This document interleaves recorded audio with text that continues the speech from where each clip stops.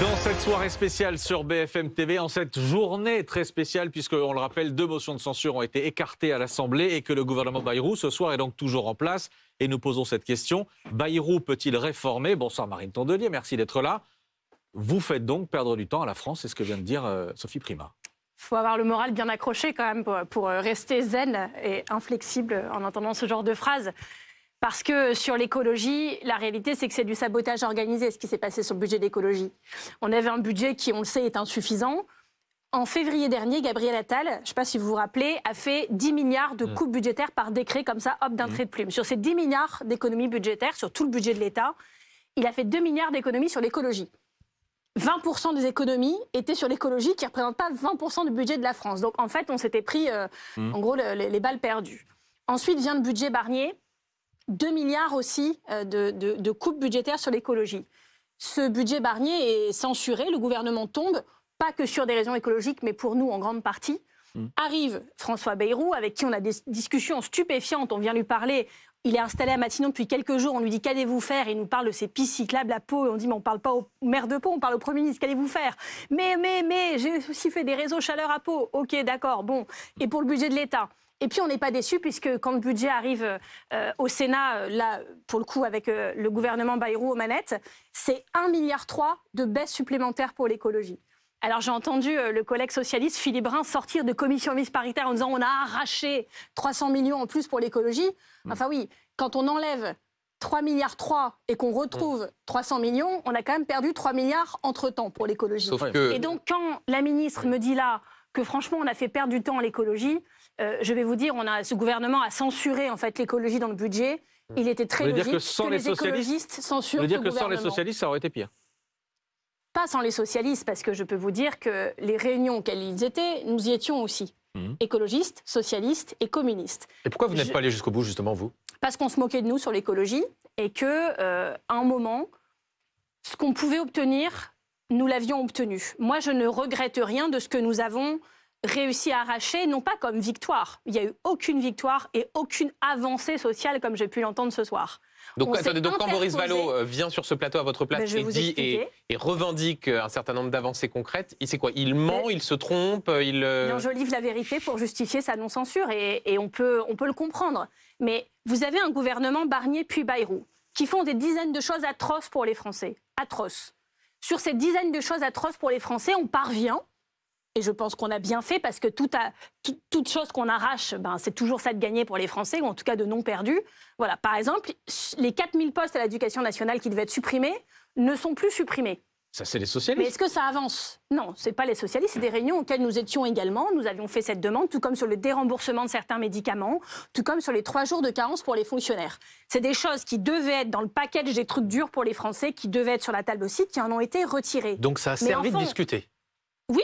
Et nous y étions. Mais ce sont des non-reculs. Des non-reculs, des choses qu'on a évitées, c'est-à-dire qu'on s'est interposé socialement entre ce gouvernement et les Français, ne sont pas des avancées sociales. Mais Marine Tondelier. À quelqu'un qui s'intéresse à l'école, on dit on va peut-être supprimer 4000 postes. Peut-être que finalement on ne les supprime pas, rien n'a avancé. On aura quand même les classes les plus chargées d'Europe.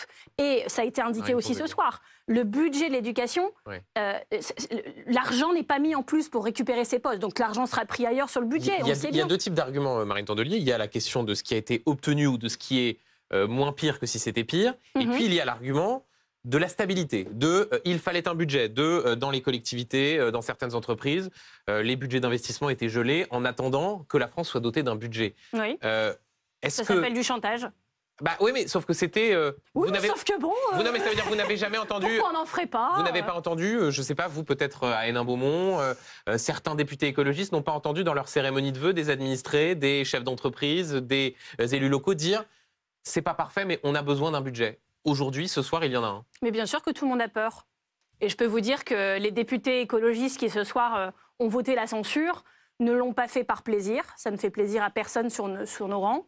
Et n'en retirent aucune fierté. Je veux quand même rappeler que cette politique que ce soir, on décide, l'Assemblée nationale décide en ne censurant pas ce gouvernement de les laisser continuer, a été désavouée par les 2 manières les plus cash dont on peut le faire dans la Ve République. La première, c'est les urnes. Ils ont perdu les élections. Et la deuxième, c'est la censure de la représentation nationale, ce qui n'est pas arrivé tant de fois que ça dans la Ve République. Et malgré ces deux désaveux cinglants, ils continuent et même ils accélèrent. C'est-à-dire que le budget Barnier qui a été censuré, on est reparti de ce budget et on a refait des coupes sur tous les budgets. Sur le sport, enfin, au Sénat, les amendements du gouvernement qui arrivent sur le sport pour que Teddy Riner et Léon Marchand, dont on a tous applaudi ce midi, cet été, les performances sportives, mais dont on sait bien que leur vie, c'est pas de faire de la politique. S'ils sortent de leur réserve, s'ils sortent leur smartphone pour faire des posts sur les réseaux sociaux pour condamner ça... Donc c'est une faute des socialistes. C'est une faute des socialistes de ne pas avoir censuré. Je pense que les socialistes ont eu peur.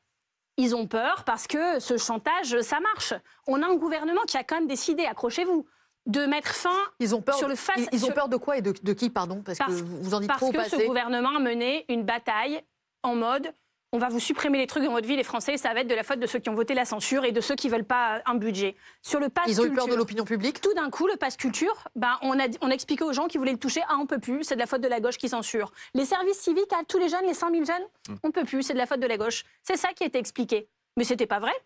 C'était pas vrai. Je suis sûre que sur plein d'autres dépenses, d'ailleurs, des solutions ont été trouvées. Comme par hasard, sur des dépenses assez emblématiques, assez symboliques, assez aimées des Français et très, très populaires, très connues. Petit pistolet sur la tempe pour le pass culture, petit pistolet sur la tempe pour les services civiques. On voit bien quel jeu a été joué aussi par les gouvernements. C'est un jeu de chantage. Tout comme je rappelle quand même que... Mais pourquoi ça a fonctionné auprès du Parti socialiste et pas auprès de vous, par exemple? C'est ça que je ne comprends pas. Parce que je pense que le Parti socialiste avait cultivé cette image de parti crédible, de parti responsable. Mais enfin, à un moment, il faut aussi se battre, vous voyez. Et je pense que... Moi, j'étais aux mêmes réunions qu'eux. Il y a des choses qu'on a obtenues ensemble et encore une fois, tout ce qu'on pouvait sauver, il fallait le faire. Mais de là à dire on a obtenu des victoires, 300 millions en plus pour l'environnement, non, c'est moins 3 milliards. Vous voyez, ça m'a un peu énervé parce que j'ai eu l'impression à la fin qu'on en faisait un peu beaucoup, quoi. Marine beaucoup Tondelier, pour pas grand-chose. Pour aller sauver le radeau de la Méduse. Est-ce que ce que vous dites là vaut ce que l'on va voir? Tweet ce soir d'Olivier Faure, le patron du PS, qui dit viendra sans doute le moment des excuses, en montrant cette image, ce montage réalisé visiblement par la France Insoumise. Je dis visiblement, il y a le logo de la France Insoumise. Où on voit les visages de Marine Le Pen et d'Olivier Faure, où il est écrit « Les nouvelles alliances ». Que voulez-vous que je vous dise? Je ne sais pas. Mais je pense que vous savez ce que je vais vous dire. Boire un peu d'eau. Ils vont trop loin? Moi, ça me fend le cœur, comme je pense plein d'électeurs qui ont voté pour le nouveau Front populaire et qui voilà qu'on se donne en spectacle sur les réseaux sociaux.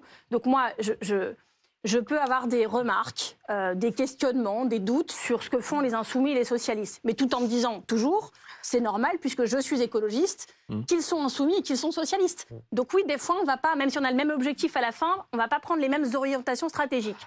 Parfois même, on ne va pas trop se comprendre. Moi, il y a des contorsions que je n'ai pas trop compris. Je pense que ça se voit dans ce que je vous dis ce soir. Mais enfin, réserver ses coups les plus durs à ses partenaires politiques, même si on considère que ce soir, on est fâchés. C'est ce que font les insoumis ce soir? Je vais vous dire, si on mettait une taxe sur les mots durs de gens de gauche envers d'autres gens de gauche, on pourrait résorber peut-être même le déficit de la France. Donc c'est une erreur de renvoyer dos à dos Marine Le Pen et Olivier Faure? Ça me peine, parce qu'en fait, le nouveau Front populaire, c'est quoi à la fin? C'est une promesse qu'on a faite cet été. Et cette promesse, c'est notre patrimoine commun, à nous, à gauche et chez les écologistes, et je parlais de nos électeurs. Et donc, si on remet ça en question, si tous les matins on dit « retenez-moi ou je fais un malheur », si c'est ça, il n'y a plus de NFP. Il y en a un, je l'ai quand même entendu dire ces 3 dernières semaines, tous les jours, que alors là, c'est sûr, là, c'est terminé. Mais alors demain, alors là, s'ils font ça, c'est encore plus terminé. Ah, c'est qui? C'est Jean-Luc Mélenchon? Enfin, franchement, mais vous savez de qui je parle, mais en fait, c'est fatigant. Mais j'essaie de traduire pour les téléspectateurs. Tout le monde a compris, vous inquiétez pas. Elle veut plus prononcer son nom. Vous ne voulez même plus dire, effectivement. Les téléspectateurs ont très bien compris de qui je parlais. Mais vous voyez, à un moment, tout ça est dangereux parce que si, à la prochaine élection présidentielle, que je pense être en 2027, mais j'ai aussi compris qu'il fallait se préparer à tout le temps. Si à la prochaine présidentielle, on ne gagne pas l'élection, si même c'est le Rassemblement national qui gagne, parce qu'on n'arrive pas à s'interposer comme on a réussi à le faire au mois de juillet, et j'en suis très très fière qu'on ait eu ce sursaut collectif. Mais en fait, c'est la France qui fait naufrage, mais derrière, c'est l'Europe qui bascule. Mais alors ça veut dire dans un monde qui est en train de s'abîmer, dans lequel on est quelque part le dernier continent où ça continue à peu près de tenir. Et c'est tragique pour l'humanité et pour l'habitabilité de la planète. Parce que quand on voit ce que fait Trump, ce que font ses copains en Amérique du Sud, ce que font ses copains en Europe, ça fait flipper quand même d'un point de vue environnemental. Mais quand on vous entend, Marine Tondelier, on va tous très mal terminer quand même. Il y a effectivement une vraie nuance avec la France Insoumise. Est-ce que ça veut dire qu'à vos yeux, ce soir, malgré le fait de ne pas avoir voté la censure, le PS fait-il, oui ou non, toujours partie du nouveau Front populaire à vos yeux? Je ne pense pas qu'il y ait un tribunal qui décide, toi tu sors, toi tu rentres. C'est une volonté commune. Donc en fait, on a ce soir plusieurs chemins. Mais vous dites le PS est toujours dans le nouveau Front populaire, oui ou non? Je vais vous répondre. Je vous dis que soit on hurle tous toute la journée, mais quelle catastrophe, c'est terminé. Ah, ils m'ont poignardé, je ne peux plus les voir. Jamais je serai dans une salle avec eux. Ok, c'est la fin, alors on se le dit. Soit on décide, et c'est la ligne très claire des écologistes, que tout ça est surmontable. Est-ce que ça va être facile? Est-ce que ça va encore me coûter cher en pizza?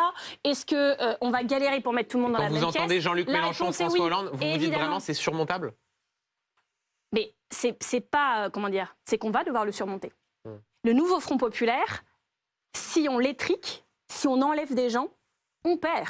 On condamne la France et les électeurs de gauche, écologistes, et même ceux qui ne votent pas pour nous, mais qui ont quand même intérêt à ce qu'on gagne un jour, à ne jamais connaître ces moments-là, à ne jamais connaître l'application de notre programme et un espoir un peu que ça aille mieux dans leur vie. Sur le nouveau Front populaire, dans le communiqué de presse, la France insoumise donc dit interruption du nouveau Front populaire et dit dès demain, nous allons aller à la rencontre, susciter des discussions avec les partenaires. On a déjà discuté dans la loge de BFM ce soir. Avec Manuel Bompard, c'est un début. On n'a pas besoin de se faire un collier pour dire sur les réseaux sociaux, je convoque qu'on va se parler parce que je l'ai écrit sur Twitter.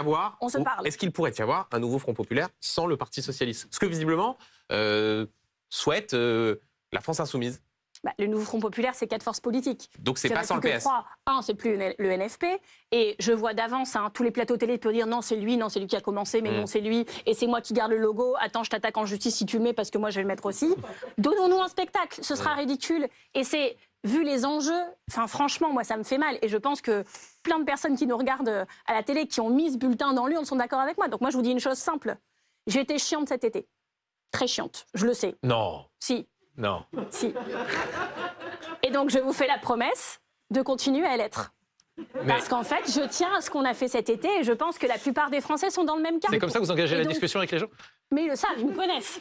Et donc, je m'engage à être très pénible parce qu'on n'a pas le choix. Je m'engage à dire que oui, il faut une candidature unique de la gauche et des écologistes. Et c'est que celui qui dit... Vous êtes la seule à continuer à le défendre. Mais vous allez voir, je vais le faire jusqu'au bout. Et puis celui qui dit, non, moi j'y vais tout seul, les autres peuvent faire une candidature commune. Vous voyez, il n'y a pas de...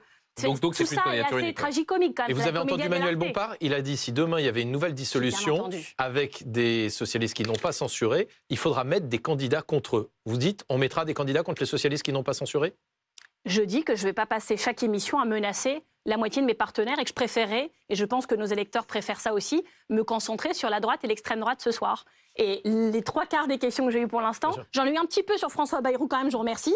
Et après, c'était j'en ai une dernière, Olivier Faure et François Hollande. J'en ai une dernière, mais vous allez voir, elle est facile. Mais vous me promettez que c'est la dernière, après on peut parler du Rassemblement National? Je parle que pour moi, je ne parle pas pour mes camarades. Je ne parle pas du plateau, tant que je n'ai pas parlé de Vous inquiétez pas, Laure Lavalette arrive juste derrière, donc il y aura forcément à un moment donné... Elle ne va pas en parler comme moi, si vous voyez ce que je veux dire. Ah non, c'est sûr. Vous avez dit nos désaccords sont surmontables. Est-ce que ça passe par ce qu'a aussi dit Manuel Bompard en interpellant Boris Vallaud, en disant revenez à la raison, votez les motions de censure de la semaine prochaine, puisqu'il y a de nouvelles occasions de censurer le gouvernement de François Bayrou sur le texte de la sécurité sociale. Est-ce que pour vous, le rendez-vous crucial se joue là aussi, ou est-ce que s'il ne vote pas, vous dites c'est pas grave, il y aura d'autres moments pour se rabibocher? Les Verts ne fonctionnent pas par ultimatum. C'est pas un ultimatum, c'est un rendez-vous. On peut empiler des ultimatums toute la semaine. C'est pas un ultimatum, c'est un rendez-vous. On ne va pas dénouer la situation. Nous, on procède par discussion, par désescalade, en essayant de comprendre que, je le dis souvent, l'écologie, c'est pas que dans la couleur de ma veste. Je vais poser ma question différemment, de façon ouverte. Oui, mais je vous réponds. Comment vous retissez le dialogue? On croit en la biodiversité. C'est-à-dire que dans un écosystème, dans tout écosystème dans le monde, il y a de la richesse, il y a de la diversité. Et donc, arrêtons de vouloir que les socialistes soient moins socialistes, que les insoumis soient moins insoumis, que les communistes deviennent écologistes et que les écologistes deviennent communistes. On est des familles différentes. Je respecte ça. Ma question, c'est autour de quel objet, de quelle façon vous allez réussir à renouer le dialogue? Avec Lucie Castet, on a lancé une initiative qui s'appelait Gagnons ensemble, où il y a beaucoup de monde qui est venu nous dire merci. Il y a plus grand monde qui défend Lucie Castet aujourd'hui. Vous entendez tout à l'heure Manuel Bompard, on posait la question de savoir, Neila posait la question de savoir ce qui se passait si François Bayrou tombait. Et il répondait, ça sera président de la République. Non, mais de dire Lucie Castet sera à Matignon demain ou pas, et Lucie Castet n'existe plus dans la vie politique française, c'est deux choses un peu différentes. Moi, je peux vous dire que quand Lucie Castet et Marine Tondelier disent ensemble, nous pouvons gagner en 2027 et on va l'organiser, je peux vous dire qu'on est remercié tous les jours dans la rue. Il n'y a plus que la présidentielle pour vous pas dans les avions parce qu'on les prend pas tout le temps. Parce qu'en fait, les gens, ils se rappellent de ce qu'on a fait et ils veulent qu'on continue. C'est ça la vérité. Et donc, avec Lucie Castet, on a réussi à organiser un événement, les Vœux de la Victoire, le 29 janvier dernier, dans un contexte très dur où tout le monde avait dit si lui vient, moi je viens pas, et s'il fait ci, nanana. Bon, ils étaient tous là. Et dans le public, je peux vous dire qu'à l'applaudimètre, on a bien senti ce que voulaient les gens qui étaient venus aussi. Il y avait plus de 1000 personnes. Hein. C'est ça qu'on a à faire. On doit mener la bataille culturelle sur toute la France, dans toute la France, tout le temps. On doit écouter les Français. Moi, hier, j'étais encore dans un village de 5000 habitants à Carignan, sur les Bordeaux. J'étais à Corrèze, dans la Marne, quelques semaines avant. Je fais des vœux inversés, c'est-à-dire que pendant 1 heure, je me tais et j'écoute ce que la salle a à dire. C'est long, je ne sais pas s'il y a beaucoup de politiques qui y arrivent. Je me tais, j'écoute le chasseur, l'agriculteur, le maire, la maman à la sortie de l'école. J'écoute tout ce qu'ils ont à dire. Même entre eux, du coup, ils commencent à s'embrouiller. Et ensuite, on répond ce qu'on a à leur expliquer.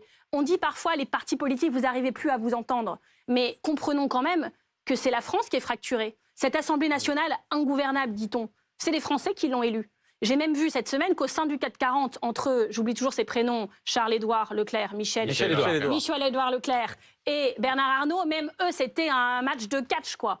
L'autre qui dit c'est une honte que tu veuilles quitter la France, et ben je fais ce que je veux, je vais aux États-Unis. Enfin, vous voyez, même au sein du 440, ça se déchire. Donc, ce que je dis en tant qu'écologiste, c'est que on se calme. Michel-Édouard Leclerc, il n'est pas côté au 440. Il n'est pas au 440. Ouais, mais bon, il est quand même pas loin par rapport à moi. Vous voulez dire en termes de revenus personnels, oui. Les riches, les pauvres, par rapport à nous tous ici, hein, ça, il a autorité en matière économique. J'ai vu que vous aviez appuyé sur un petit bouton pour me fact-checker. Vous avez bien fait, j'avais pas trompé. Ça s'appelle un privilège exorbitant. Exactement. Moi aussi, je veux bien un petit bouton avec mon équipe dans la loge. Vous pouvez essayer, mais ça ne marchera pas. Mais tout ça pour vous dire que ce pays est fracturé, que nous, en tant qu'écologistes, ce qu'on veut, c'est le réparer, l'apaiser, et on veut protéger les Français. Dans les villes que l'on dirige aujourd'hui, on est occupé toute la semaine à améliorer le quotidien et à rendre possible les lendemains, parce qu'on en est là. Et vous êtes seule, Marine Tondelier, vous êtes seule sur avec cet objectif-là. Quand Manuel Bompard dit ne pas voter la censure, ce n'est pas surmontable. Pour nous, ça met un point final à tout cela. Mais vous n'allez pas vous attendre à ce que les insoumis ne soient pas insoumis. C'est logique qu'ils le soient. C'est leur moteur, c'est ce qui les caractérise. Enfin, tout ça ne vous étonne pas et ne m'étonne pas. Mais vous ne pouvez pas me demander de ne plus espérer, de ne plus essayer. C'est comme ça qu'on va y arriver. Moi, il y a une citation que j'aime beaucoup. Il y en a deux. Il y a « C'était impossible » et du coup, ils l'ont fait. Ça raconte très bien cet été d'ailleurs. 27 sondages sur 27 qui nous disent que c'est pas possible. Et si vous aviez demandé à Manuel Bompard et à François Hollande 2 jours avant le 9 juin si on allait faire des listes ensemble 3 jours après, vous aurez dit qu'est-ce que c'est que cette question Bien sûr que non. Ça, c'est la première citation. Et la deuxième citation que je vous offre, elle est sur mon bureau, je la lis tous les jours, c'est « Celles et ceux qui pensent que c'est impossible sont priés de ne pas déranger ceux qui essayent. » Bon, bah moi j'essaye, voilà. Et si vous voulez essayer avec nous, vous nous rejoignez. Vous disiez tout à l'heure que vous vouliez aussi parler du Rassemblement national. Ça tombe bien, Laure Lavalette va vous succéder sur ce plateau dans un instant. Non, je pas parlé mais justement, petite obsession. Et je fais la dalle, vous savez, petite obsession. Qu'est-ce que vous voulez dire à Laure Lavalette ce soir, qui donc, elle et les autres députés du Rassemblement national, n'ont pas voté la censure, ne vous ont pas suivi aujourd'hui? Eh bien, moi, j'ai entendu la porte-parole du gouvernement, voyez-vous, remercier le Rassemblement national. Et donc, j'ai trouvé ça très éclairant, parce que je me rappelle des élections législatives et toutes les élections d'avant, où c'était oui, gna, macroniste, UMPS, je sais pas quoi, tout le monde ensemble, et nous, on est les meilleurs tout seuls. La vérité, c'est que le Rassemblement national ment à ses électeurs. Ils leur disent, nous, on vous défendra jusqu'au bout, on est pour ci, on est pour ça, mais à la fin, sur les retraites, ils se battent pas jusqu'au bout, sur le pouvoir d'achat, ils se battent pas jusqu'au bout, et ils laissent passer ce budget en sauvant la mise, en fait, en servant de béquille à ce gouvernement de Bayrou, de Barnier, enfin tous ensemble, c'est toute la même équipe. Et donc, je pense que les électeurs du Rassemblement national sont un peu troublés ce soir et qu'ils ont raison. Parce que l'hypocrisie de ce parti, éclate un peu au grand jour. Et c'est en fait un parti qui n'est pas anti-système. C'est un parti qui est en soutien des plus riches, des milieux économiques, qui l'a toujours été, et qui cherche tellement sa crédibilité que ce soir, il se couche aussi. Et donc, à la fin, il y a quand même plus beaucoup de monde dans ce pays pour défendre les choses. Et je vais vous dire une dernière chose. Juste, vous dites le RN se couche? Bah oui. Mais les socialistes, ils font quoi? Ah bah je suis pas d'accord avec ce qu'ils ont fait. Mais ils se couchent aussi ou pas? Ah bah, je pense que j'ai été claire au début de non, mais parce que vous n'utilisez pas les mêmes termes. C'est marrant parce que même quand je parle du RN, vous revenez sur les socialistes. Non, mais c'est marrant de voir, Marine Tondelier, qu'il y a deux partis qui ont pris la même décision. J'en ai parlé un quart d'heure, vous savez ce que j'en pense. Mais vous n'utilisez pas les mêmes termes. Demandez à votre oreillette, ils vous remettront. Non, mais vous n'utilisez pas les mêmes termes. On va demander la barre et vous n'utilisez pas les mêmes termes. Dernière chose que je veux dire, parce qu'on a l'impression que les Français, et puis vous-même, enfin tout le monde, on se dit, bon allez, on en a marre, ce budget est passé, on passe à la suite. Un budget, quand il est voté, il est cranté. Il sert de base pour la suite. Quand à l'automne, on va discuter du budget pour 2026, quand on dira un peu plus de ci, un peu moins de ça, ce sera par rapport à ce budget dont on n'a jamais voulu. Sur l'écologie, quand on dira, si par miracle on dit c'est stable, bah ce sera en fait moins 3 milliards. Si pour les postes de profs, on dit on n'en crée pas, bah vous voyez, en fait, on part du référentiel de cette année qu'on conteste. Et donc, laisser passer ce budget, c'est entériner pour les années suivantes que le référentiel, maintenant, c'est celui-là. Et je pense que c'est tragique, oui. Voilà. Merci Marine Tondelier d'avoir été avec nous ce soir.